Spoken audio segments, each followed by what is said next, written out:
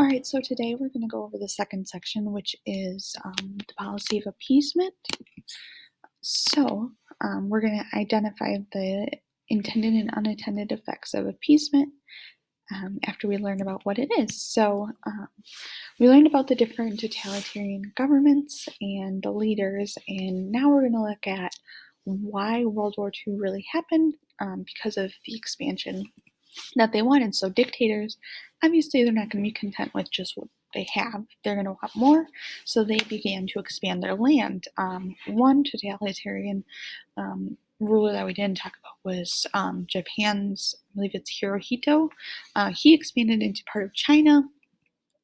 Hitler took over part of the Rhineland, which after World War I, Germany had been told to stay out.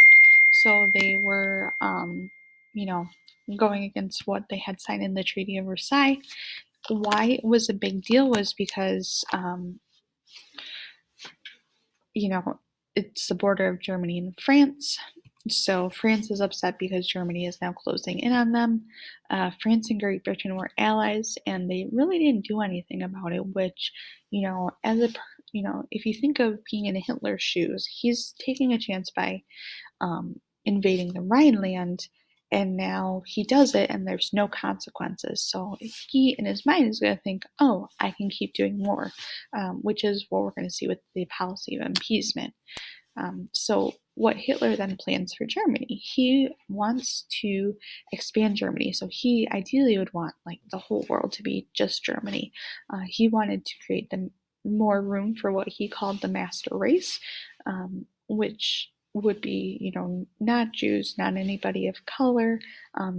Ideally, it would be that blonde hair, blue-eyed person that's what he thought of as a master race. So he wanted Austria, which is where he was born, to be part of Germany. Most of the people that lived in Austria were German. He also wanted Czechoslovakia for their resources and places for his German citizens to live. And he believed that the Rhineland, which was by France, belonged to Germany. Why it was a big deal for them to lose it during World War I was it was very rich in natural resources. That was a big place for coal production. So there's three things right there three pieces of land that he wants. So this is where the policy of appeasement comes in. So appeasement is a policy to diffuse a potential conflict from an aggressive power by just giving in to their demands in hope to stop a conflict. So, you have a person, if you work at a restaurant or a store or wherever, you have a person just yelling and yelling and yelling and carrying on a fit. You're probably just going to give in to them so they stop yelling and throwing a fit. That's appeasement. You're appeasing them so they stop throwing a fit and making a scene. This is what they did with Hitler. Britain and France both practiced this. So they didn't do anything after he moved back into the Rhineland.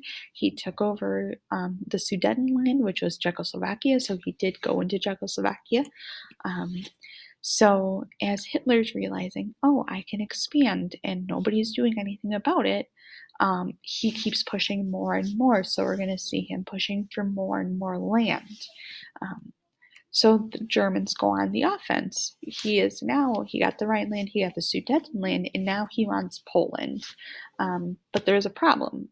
Poland was neighbors with the Soviet Union, and you remember he's a fascist or a Nazi, and the Soviet Union is communist, and they are on legitimate opposite sides of the spectrum. They're oil and water, they don't mix. So he was very, very, very against communism.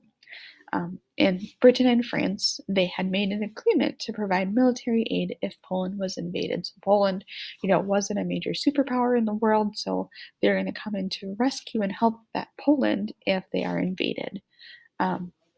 What happened, though, was Stalin and Hitler both wanted Poland.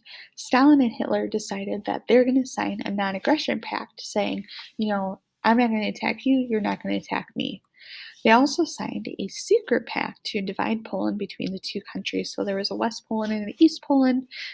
Hitler got West Poland, Germany got East Poland. And that's where we're going to get to the appeasement worksheet. So there's going to be more information here, and the video instructions will be there on what you need to do. Otherwise, have a great day.